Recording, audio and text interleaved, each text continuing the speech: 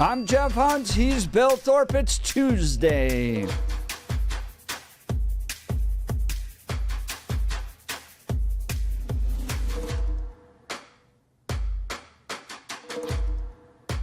Mr. Speaker, the President of the United States. Oh, boy. And then everybody races over to shake his hand, and they all get little selfies. Yeah, we'll see how this goes tonight. So boring. It's prom for the nerds, the State of the Union tonight in Washington, D.C., kicking off 7 p.m. Mountain Time, 9 p.m. Eastern Time. They all got to stay up late to make that West Coast time frame as well. That's weird, yeah. I don't know why they didn't do it earlier. And this goes back to like through high school and other assignments, having to watch it and take notes and stuff, and it's kind of the same thing. I get the same because they don't do anything in this. The old Muppets. Oh yeah, there's nothing exciting in this. It's all I'm the best, I'm this, and one half of the room goes, "Oh my God, yay, you're the Beatles," and the other half is like, "Boo, we hate you, boo, you suck." I could plan exactly what's going to happen inside of this thing. It's we're the best, we're the wonderfulest, and it doesn't matter based on who the party is in charge, who the president is. It's always the same thing. We're pushing a new path forward. We're achieving this. We're doing this. We're charting this. We've done this in the past year. This is how wonderful we are. And everybody who's on his side cheers and yells, and everybody else on the other side says it's awful. And then you have someone else get Except it's the semi-quincentennial. So you get the 250th. That'll make it a little different. But a lot of what you're covering today. Not going to make it any different. We'll be. Not going to make it any different. Come together to celebrate America's 250th birthday. Well, tonight, the State of the Union, Wall Street Journal already reporting that Trump plans to sell the economy during the State of the Union, expected to argue that the country is strong and prosperous and respected as it enters its 250th year. Will you be watching the State of the Union? Bill has to for work. I do as well. I'm kind of a political nerd. So the thing is, I've got trivia tonight, so I got to come back home and watch it later. So I'm going to be super grouchy in the morning. The fact that I have to do this late, and he's going to try and sell the economy. Okay, alrighty then. And it's the same thing that Joe Biden tried to as well. Joe Biden tried to sell that the economy was going well, and everybody's turned around and goes, my prices suck, my wages aren't going up, and it's harder to afford things. Didn't work then. Let's see if it works now. Same thing. It's going to be the same attempt to sell, so we'll see. Do you plan on watching the State of the Union? Give us a call. What do you expect to see? Phone lines open, 303-696-1971, 303-696-1971. Dan Capless Law, text line 720-819-5115. We've got a lot to cover today. We'll get into the details on the cartel battle that took place. Do you see how they found the guy? Yeah, he's a squeeze. Booty call. Yeah, that's probably smart. That's how they got the dude. It's always the ladies. We'll give you the details on how the battle unfolded with helicopters and rocket-propelled grenades and battles into the forest, and all at a love shack in the mountains of Mexico. Denver requiring that you remove your mask. What year is it? Okay. If it's 2020, you're required to wear a mask. If it's 2026, the law requires you, to remove it if you're ICE. Denver City Council passing a mandate to make sure that ICE agents can't wear masks. We'll get into that. Plus, they're going to halt data development, data center development in the city of Denver. Is this good to take a moment to pause in the midst of a rush to develop data centers to get the environment right? Or more of Denver selling out business development for crazy environmental beliefs? We'll get into that this show as well. Plus, battle lines being drawn in the battle for the prostitutes here in Colorado as that bill starts to develop who's going to be for and against it down at the Colorado State Capitol. Colorado considering decriminalizing prostitution. And we'll have a State of the Union preview with Congressman Jeff Crank later in the show. So much to cover. Now it's time for the news.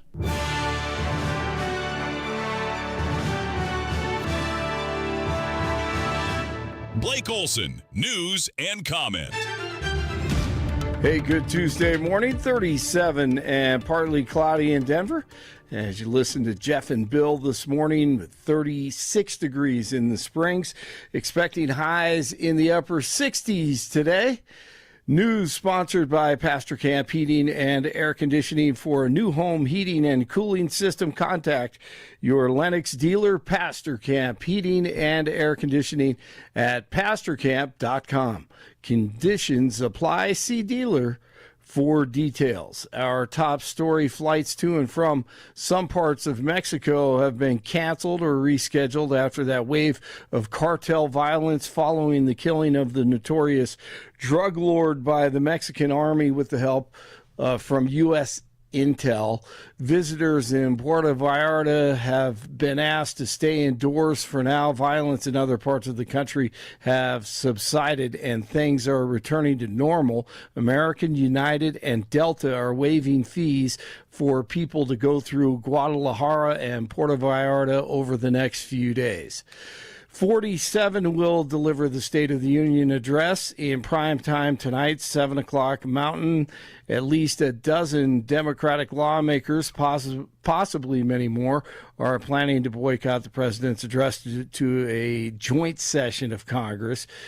DHS. My favorite on this, by the way, though, is it's so packed there because you have to have both houses in that room in Congress. Yeah. So you already have it super packed, and then you get all the guests and all the dignitaries and the Supreme Court members are there and the cabinet. Everyone's packed in tight. And then Trump goes, let's bring the hockey teams. And so, they're sitting there going, oh, good night. Where are we going to put these guys? It's not like they're the tiniest people around. And then a whole bunch of Democrats are like, we're not planning to attend. And everyone's like, all right, there we go. No one's going to miss you. Bring in the hockey players. We'll all have a good time. I'm not a beer drinker, but I think it would be cool if one of the players did bring a six-pack and put it under. Yeah. Just popped it open. Because that's going to be brutal for them.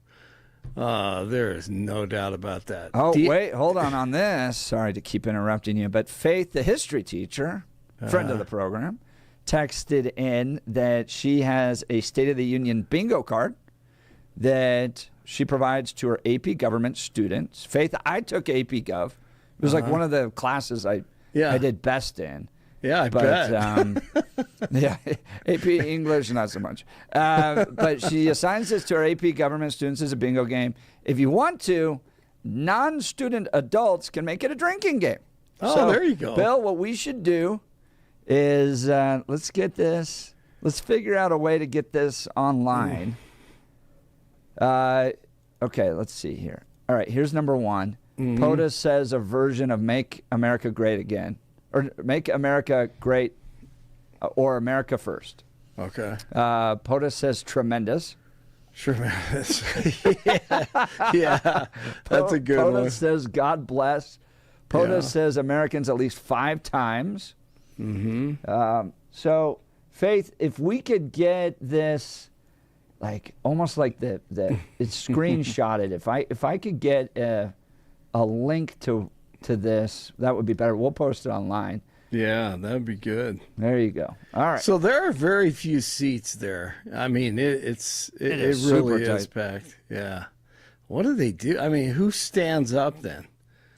Typically, Secret Service and who else? Who's standing? Like standing the whole time? Yeah. Yeah, well, Secret Service. And then you have the guest of the president. Remember, they always recognize somebody. They did Rush Limbaugh one time. Right. But they're usually in the balcony, right? That's right. Okay. That's right. Okay. And what's going to be really interesting is the Supreme Court dynamic, because Trump ain't happy with him. And they're going face to face. Yeah. Like 10 feet from each other. Yeah, that'll be interesting, I guess. Tyler from that's because you're a sports guy. All right, Tyler from Golden. I enjoy watching the State of the Union. It's political high drama in its finest form. It's like the opening of Parliament. Tyler from Golden. I'm with you. All right. We'll see what happens. Thank God it starts at 7, like you said, not 9 o'clock Eastern time. Man, they get ripped off, man, don't they? That's late. All right, Janine Pirro's office is going to stop pursuing the 6 Democrats embroiled in the social media video controversy. Pirro is the U.S. Attorney for the District of Columbia. Now, in the video, the lawmakers urge members of the military and intelligence communities to not comply with unlawful orders. NBC News reports the decision comes weeks after a federal grand jury in Washington, D.C. rejected Pirro's attempt to indict the lawmakers over the video. All 6 of them, including Senators Mark Kelly and Alyssa Slotkin, have military or intelligence backgrounds. I'm Jim Roop. I also forgot to mention DHS still without funding today, with Congress at an impasse over ending the partial government shutdown. Democrats have demanded reforms to immigration and customs enforcement operations amid the administration's crackdown across the country. Votes were canceled last night as severe winter weather hit the Northeast. The Senate is expected to take up a procedural vote today on whether to take up a funding bill, but it's unlikely to get the 60 votes needed to pass. 24-year-old Chance Leon Lipscomb taken into custody last night after 2 women were assaulted near South Broadway in January. He faces charges of assault in the second degree and second-degree kidnapping. The jury trial resumes Monday for the man accused of fatally stabbing a UCCS professor in 2024. Cesar Lorenzo Wilson faces second-degree murder and several other felony charges in the death of Hala Abgari, who was found stabbed in her Stetson Hills home. Wilson has pleaded not guilty. Proceedings continue this week in El Paso County. FedEx is asking for tariff refunds. The shipping giant filed the suit Monday. This after the Supreme Court struck down most of the president's sweeping tariffs. FedEx is asking for a full refund of all tariffs if paid, all tariffs it paid to the government. We should just be lawyers, guys. Yeah, no I've kidding. learned that. You are correct. Always win. They always win. That's who's going to win in all this. This stuff's going to be litigated for the next 15 years. Oh, man. Who gets the tariff? So Does the government need to pay back? You think Democrats, if they get into office, are going to pay this back? No way. Right. So, exactly. Yeah, and then we could almost be as smart as Chris at 1st and 14th, right? There you go. Nick Reiner has pleaded not guilty to killing his parents. The son of Hollywood director Rob Reiner appeared in court Monday to be arraigned. He's been in custody since the day after the bodies of his father and his mother, Michelle Reiner, were discovered in their L.A. home. Actor Robert Carradine has passed away at the age of 71. Reports say he took his own life. Floyd Mayweather Jr. and Manny Pacquiao will face off in the ring for the first time since their 2015 fight. I was going to say, what date is it? What is it? When is this thing going to be? September 19th? Yeah, it's 2015. So Mayweather obviously needs money, as far as I know. I mean, they both do. It's just crazy. These guys, man, they lose money. They have all the money in the world, and then it just either they spend it, they get ripped off, or someone quote unquote, mishandles it. So, yeah. Going to make a big payday, and actually a lot of people will watch that fight, and you'll get ripped off. 36 in the Springs, 37 in Denver. That's the latest. I'm Blake Olson. More of the Jeff and Bill Show ahead on News Talk 710 KNUS in Denver, and now on AM 1460 and FM 101.1, The Answer in Colorado Springs. This is where you hear both sides. We are the Jeff and Bill Show. Your 7:10 5-day forecast, cloudy skies for early Tuesday. Temperatures starting off in the middle and upper 30s, despite some of those clouds for Tuesday and again Wednesday, remaining very mild. Highs upper 60s and even some low 70s. Lows going to be upper 30s and low 40s. Breezier winds over 40 miles an hour Wednesday. Wednesday night and a Thursday, a few rain and or snow showers. Temps mid-60s to round out the work week. I'm meteorologist Don Watzel in the 710 KNUS Weather Center.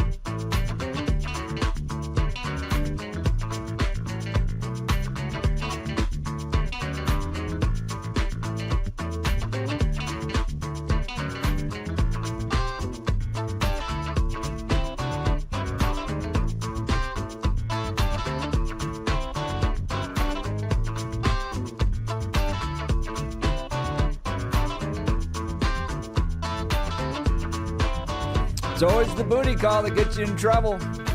That is true. That's what took down the cartel leader. Both the Wall Street Journal and the New York Times reporting it was his lover that was tracked to a small little cabin in the woods. I looked up this town, Tapala. It's due west of Mexico City. And this is like movie scenic Mexico. Oh, yeah. Yeah, it's gorgeous. I don't know if you looked around at any of the pictures, but it is really nice. That's why it was a romantic getaway. Yeah. Yeah. The Wall Street Journal reporting the pre-dawn ambush in a Sleepy Mountain town that brought down a drug kingpin. Mexican tourists seeking a quiet mountain retreat are drawn to the hillside cabins outside the town of Tapala, known as a Pueblo Magico, or magic town, thanks to the beauty of Jalisco State's pine forests. On Sunday morning, one of these tourists was Mexico's most wanted man, El Mencho, the leader of the paramilitary Jalisco New Generation Cartel, the premier trafficker of cocaine to the U.S. He was there, Mexican authorities said, for a weekend tryst with one of his girlfriends, but as always, accompanied with a heavily armed personal security force. Just before dawn, the quiet of the Jalisco hills was jolted by the sounds of combat helicopters, military aircraft, and then gunshots ripping through the air. Mexican security forces were closing in on his cabin with the kind of firepower reserved for war. His security detail fired back. It was truly a violent attack, said Mexico Defense Secretary in a news conference in Mexico City. The elite troops deployed Sunday were specially trained to fight cartels that have enough money and firepower to outgun government forces. And they knew they had to act fast before his team had time to use its most potent weapons, such as rocket-propelled grenade launchers that the Jalisco cartel had used to down military helicopters in 2015. Dozens of soldiers and armored military vehicles plowed into the forest amid the sound of heavy gunfire. Drones buzzed overhead, tracking the fight. The ground team chased El Mencho's men into the forest, forcing them to abandon their highest-powered weapons in the cabin complex. Soon, his forces were pinned down, surrounded, but continued to fire back for about 5 hours. A military helicopter was hit by the gunfire and had to make an emergency landing at a military facility. When the shooting stopped, 5 of the Jalisco cartel members were dead on the ground. 3 others, including El Mencho and 2 bodyguards, were seriously wounded and then died in a military helicopter later. There were no military losses during the raid beyond 2 injured soldiers. Afterwards, Mexican forces seized heavy weapons, including a high-caliber Barrett rifle, munitions, mortar grenades, 2 rocket launchers, and 8 vehicles. 2 other suspected gang members were captured. Wow. Sunday's operation capped more than a year of stepped-up action against Mexico's cartel by its latest president, who was sworn in just a few months before President Trump took office. Mexican security officials are also fighting the country's other major cartel, the Sinaloa state, where thousands have been killed or wounded. Big battle. I mean, reminiscent of the Venezuelan attack that took place. And I was reading some other outlets yesterday, and they threw on an extra layer that I didn't actually consider. Now, it's just kind of a tangential layer, not really germane per se to this case, but it was kind of a discussion about why now. You know, why you go after the cartel leader now? Yes, you know, you've probably known about the other woman for a while. What is the deal now? And it wasn't until in this conversation thread, someone threw out something that I thought, I'm not sure it's 100% true, but I think it has part of the motivation is in that region, they're hosting World Cup matches later this year. Yeah. And they were talking about the security. Yeah, they're talking about security. That with the World Cup, if, you know, you're bringing in people, and part of it was there's some questions about certain fans coming into the U.S., and there are concerns across the world about certain immigration issues. And it's not just, those people are trying to sneak in the country, et cetera. No, there have been stories of people coming here from Sweden, people coming here from Germany and England being detained for weeks at a time during a family vacation because of a question about their immigration status. So there's a question about who's coming to the U.S. and then who goes to Canada and Mexico. And what the people in charge of the World Cup, the idea is they're kind of leaning on all 3 countries, get your security in order kind of a thing, that we know there are some issues with politics and you got to make sure this is locked down. And they were worried about the cartels trying to take advantage of some higher profile guests, not the rank and file average person coming, but some of these World Cup matches, especially based on opponents, can draw some pretty big names. And that's what the conversation was, that the people in FIFA were worried that bringing them into this location makes them a wonderful target for kidnapping. Exactly. Maybe need to do it. It's basically what Polis had to do with the homeless for the All-Star game. Yeah, it's exactly it. It's like, clean this up. Yeah, it's like, clean this up, but we're going after drug gangs instead, and also kind of rattling them a little bit to know, hey, don't come here and snatch anybody while we're doing this. That was just one of the planks. They said that's not the reason it happened, but it absolutely was maybe the reason why it happened this weekend. Yeah. So lots of questions on this one. So his girlfriend was tracked. Was the driver the snitch? From what I understand is that they had identified via intelligence who his girlfriends were, and they were tracking one of them, and then she goes up to this mountain town. Yeah. And then I think the next day he shows up. So they're tracking her. They see this kind of like armored group kind of pop up, and she actually, and then Joan from Lakewood wants to know what happened to the girlfriend. She had left, according to the New York Times. So she had left the following morning. Yeah. So he was there just with his group. Oh, geez. That's why they seized on the moment. That's why, because she was gone. So yeah, interesting. And again, track the other woman because he will take a lot of time and a lot of effort to make sure he's not tracked. She, probably not as much.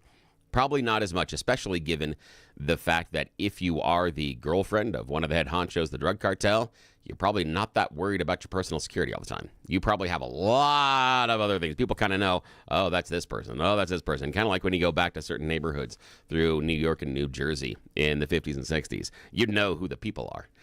And so you'd know who to mess with and who not to mess with. Yeah, in fact, that's part of the plot line inside of the John Wick movies as far as who to mess with and who don't, because, when they come and steal his car and they don't realize who he is. So, yeah, that's kind of part of it, too. Do you know who that is? That's the idea, is do you know who she is? So I imagine she didn't have to take as many security, precautionary moves in order to not worry about where she's going and where, yeah, she probably was pretty open about where she was headed, because what would she have to worry about? Lots of text messages. We'll continue to get to those, as well as give you the latest updates on what's happening in Mexico. Is it getting safe there? Was this a kind of momentary response, or is there going to be ongoing violence? We'll give you the latest from the New York Times on all of that and more. Let's talk Gyrie's, folks. My wife and I went to Gyrie's recently in Parker. They're all over the Denver metro area, and let me tell you, it was an absolutely fantastic experience. We got to sit down with their professional designer who showed us an incredible selection of Hunter Douglas custom blinds, shades, and shutters. My wife was a little overwhelmed at first with all the options, but she loved being able to dive into the details, ask lots of questions, and it was fantastic. The designer walked us through everything, helped us find the perfect options to enhance the look and functionality of our home. So whether your curtains are clashing or you just want a fresh look, Gyrie's has the solutions for you. Their designers are the experts, and they can help you with everything from window treatments to full room decor. Here's the best part. They offer a personalized in-home consultation. They'll come directly to you, so you can get the same expert advice right in your own home. Do yourself a favor. Get started today. Visit Gyrie's.com to schedule your in-home consultation. That's GUIRYS.com. Go see the great people at Gyrie's. You'll be sure to thank me. And we'll continue. More to come at the Jeff and Bill Show. News Talk 710, KNUS in Denver. And now waking up with AM 1460 and FM 101.1, The Answer in Colorado Springs. This is where you get to hear both sides. We are the Jeff and Bill Show.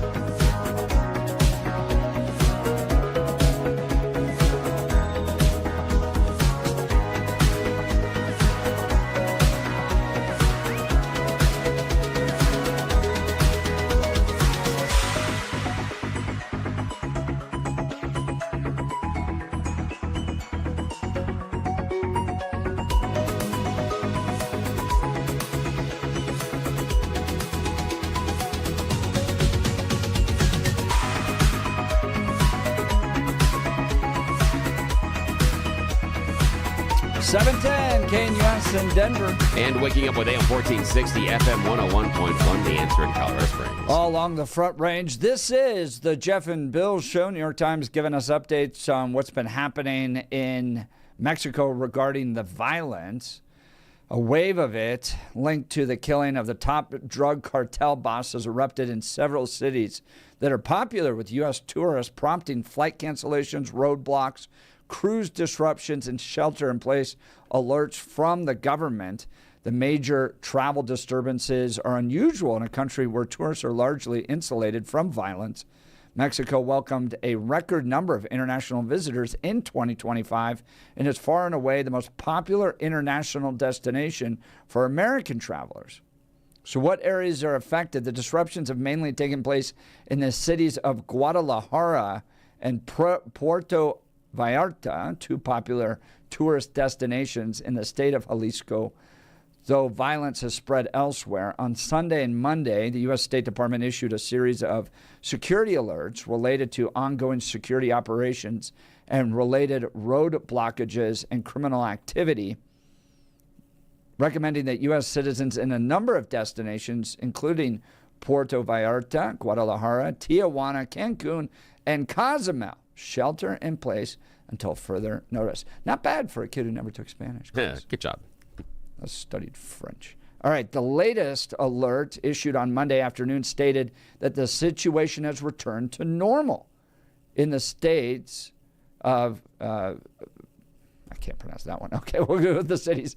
Cancun, Cozumel, Playa del Carmen, and Tulum, Sinaloa, and some other states. So sounds like things have settled down, although travelers in some of these areas have reported witnessing gunfire explosions, burned out cars and businesses. Mayhem related to the cartel killing had broken out at Guadalajara International Airport on Sunday, with social media footage showing travelers fleeing a building.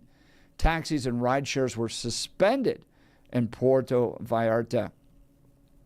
If you're traveling to other places in Mexico, the State Department advises that you be careful. Many are less popular with tourists, and that could create some problems. Some of the areas affected by the unrest were already on the U.S. Department of State's do not travel or reconsider travel lists. Travelers should check the latest alerts from the U.S. Embassy for updates. Bill, do you think that the cartels at this point are going, whoa, that's a lot of power they're bringing to the game? Think about not just this, but the little boats, the little go-fast boats that they would drive up. They're getting popped by predator drones. You got the heads of the cartels.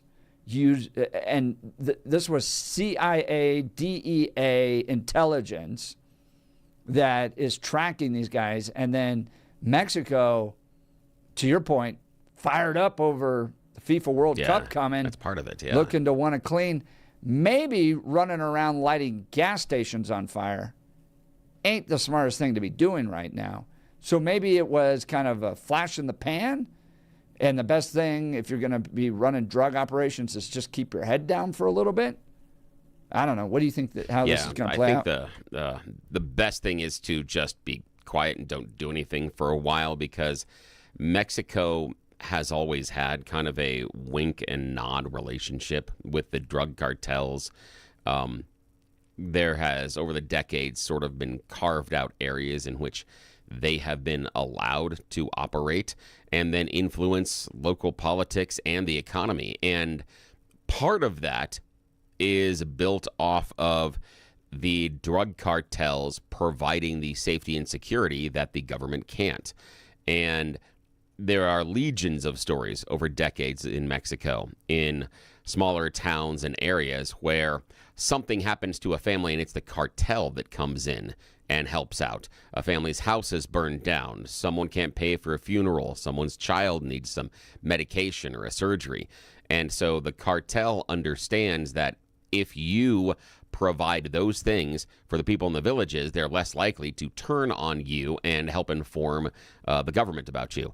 So they've been doing that for years. So there's been this weird ecosystem. And I think that this is part of a move to push back from the Mexican government on how prevalent they have been, and also a warning given the international stage that is coming as far as the FIFA World Cup, especially inside of Mexico, because you have got a lot of potential travelers coming up from South America, and you've got potential travelers coming over from Europe, and they're going to attract some luminaries at these games.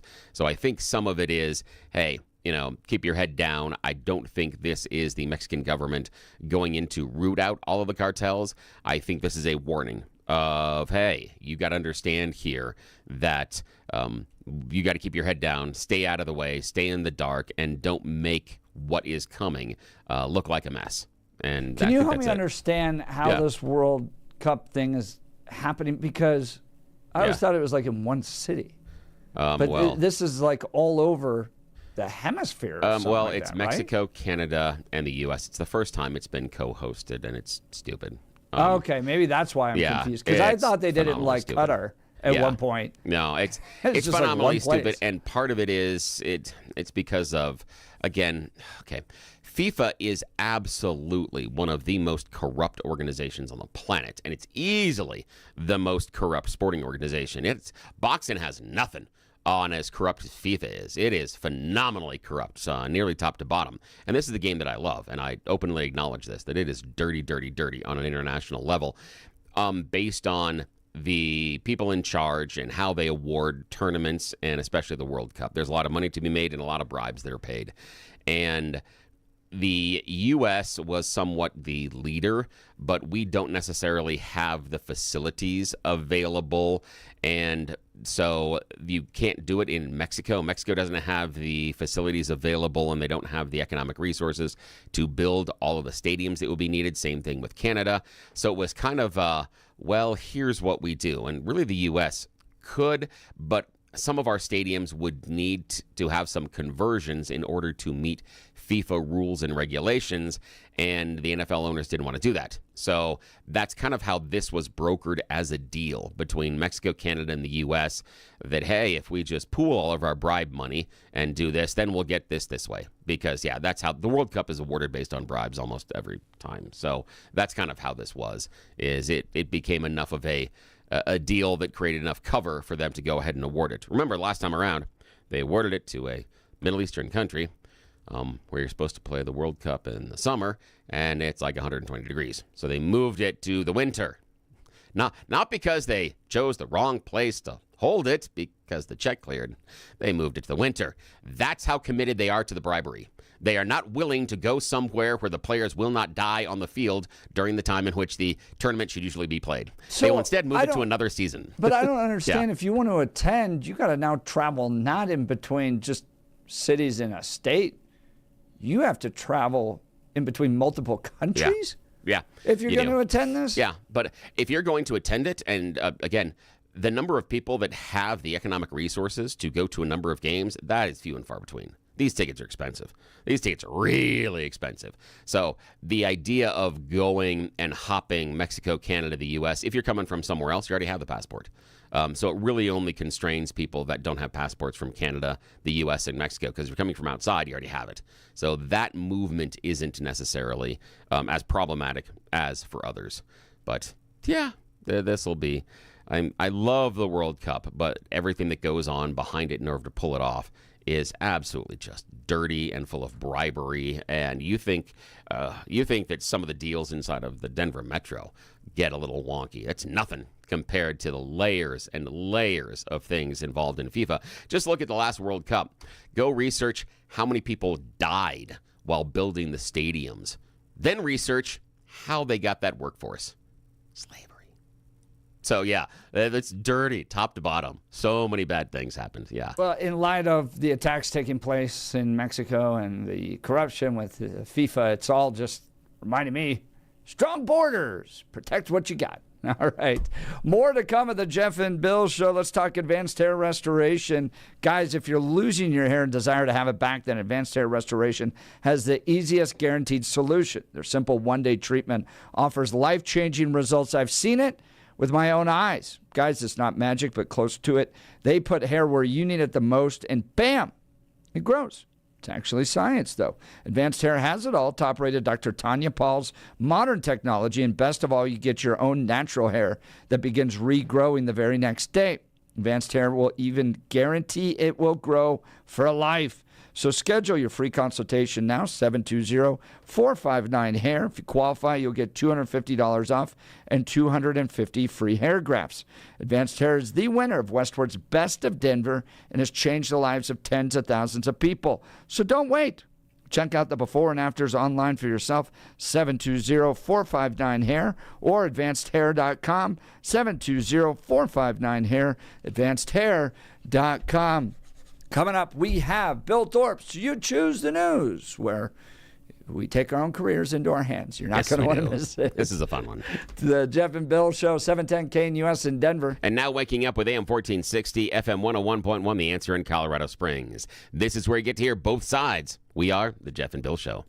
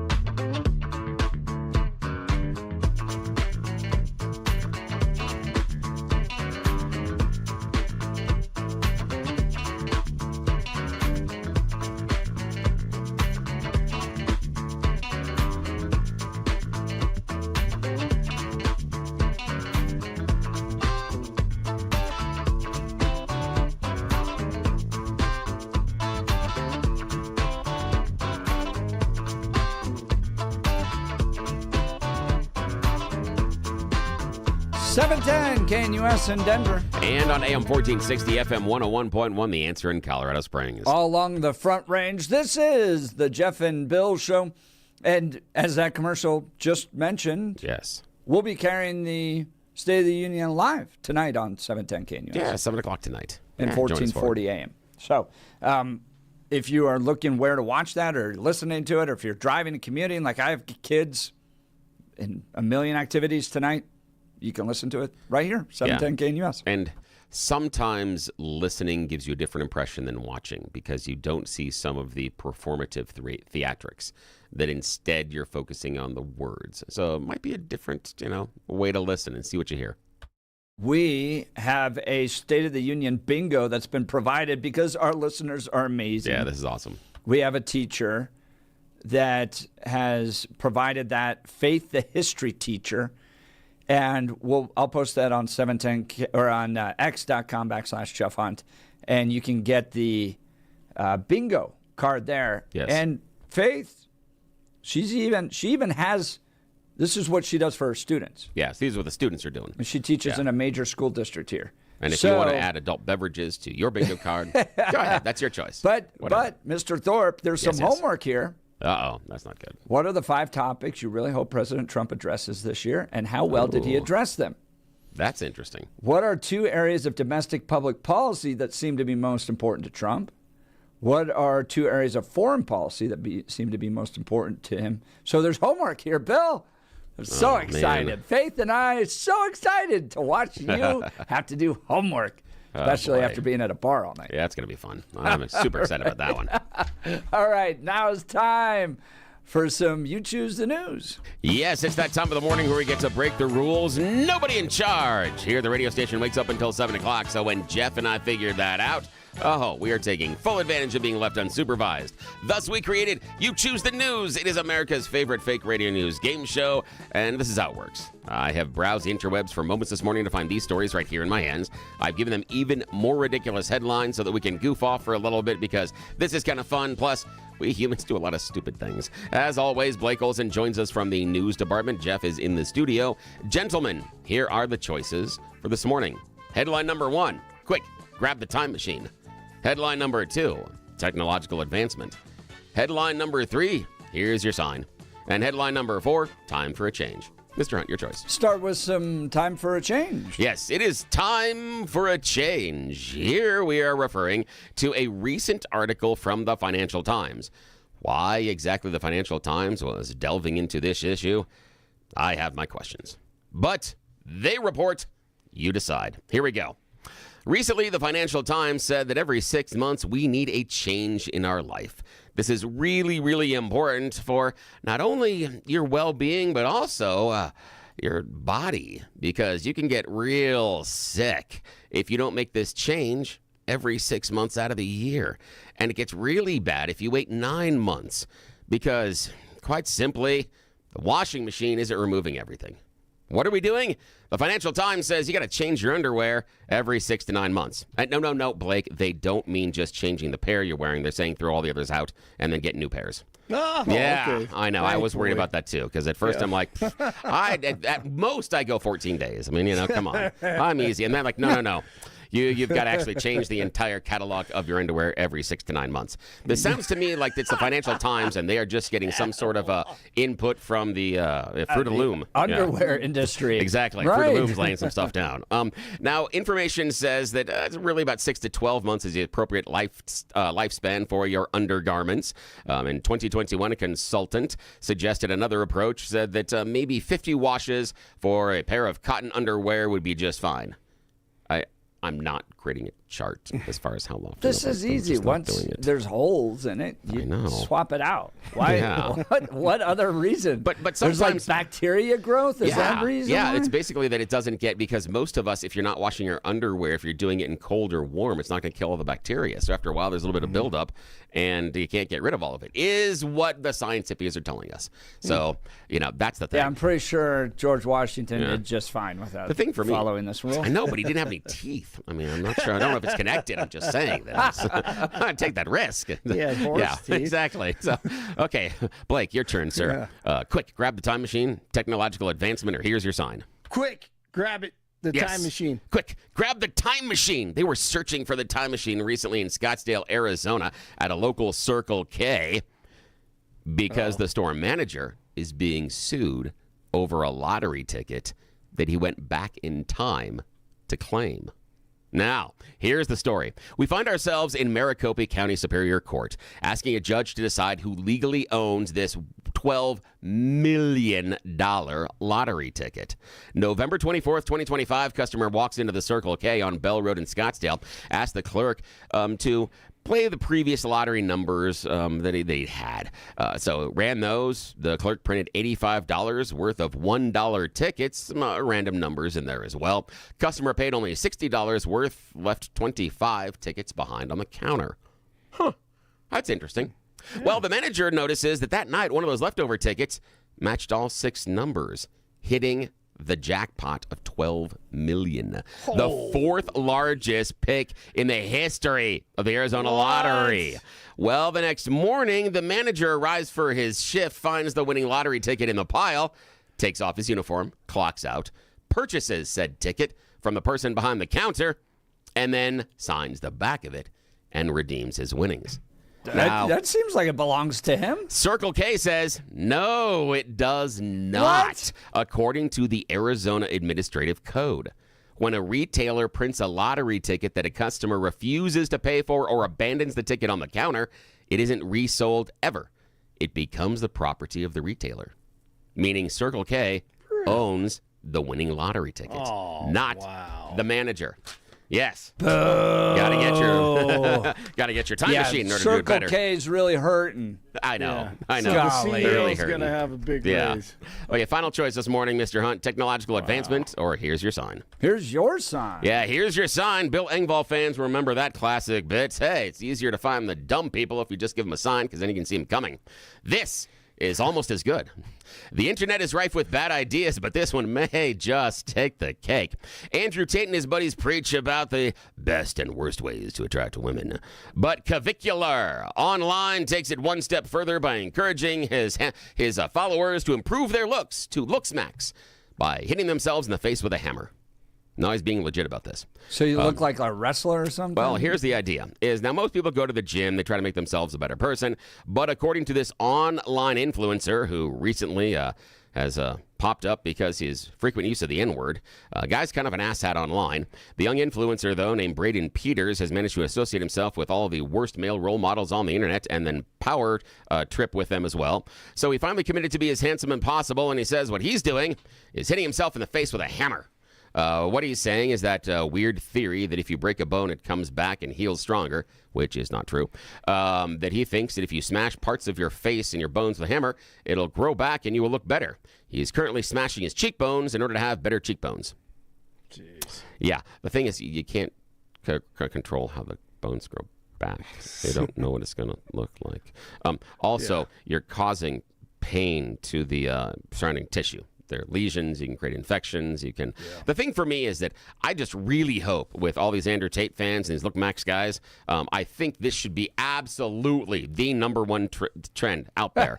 We've got to promote this. Hit yourself in the face hit with yourself a in the hammer. face with a hammer because I'm telling you, you can see those hammer face guys at least a block away. It'd be real easy to figure out, look, I know how smart you are. You're one of those hammer boys. Science and nature tends to take care of these folks by themselves. Eventually they'll do something that is so stupid they won't recover from it. But here's my plea. We can hope this is the one. No women out there advance this genetic line. Yeah, please. Can we just end it here with these guys? Yeah. Can that be part of the dating profile thing? Ever hit yourself in the face with a hammer? Just put that as one of the questions. Help us, please. Clean up the gene pool. Really? Coming up in the next hour, we've got a lot to talk about with regards to the Denver Council. They're pausing data development, the data center development here in the Denver metro area. What will that mean? Plus, they want to ban ICE from wearing masks. So much to cover here. We'll continue. You're listening to the Jeff and Bill Show, News Talk 710 KNUS in Denver. And on AM 1460, FM 101.1, The Answer in Colorado Springs. We'll be right back.